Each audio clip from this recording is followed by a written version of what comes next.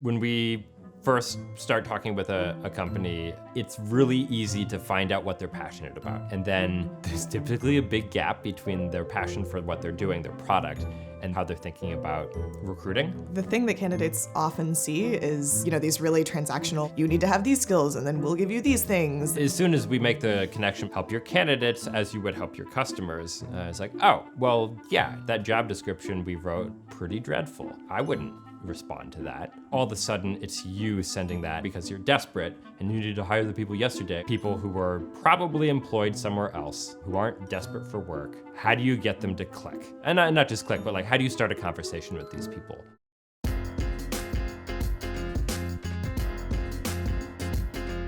We're trying to give candidates a better sense of what it's really like to work with a company. What we give them is just a really beautiful story. We're just like, here's all the information that you want. And we know that because we talk to candidates all the time. Really, the questions that we hear from candidates a lot are like, what happens if things don't go well? Is this company gonna be around? What kind of impact am I gonna be able to have?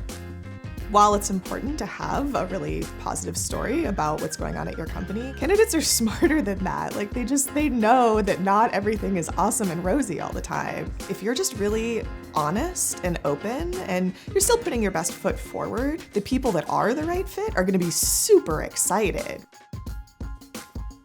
When we were working on this story with Eventbrite, they mentioned they do a really good job of screening out assholes. I think someone said like, well, he said it. It turned out to be this incredibly popular story that their whole engineering team was really excited to share. Recruiters and the hiring team can have much deeper, richer conversations with people because they're not having to go through that sort of like, and then this is what our company does, and this is what our team does. We're saving everyone time. We can come in and like really, really fast with no dev hours, produce a piece of content that they can use and very quickly improve their response rates.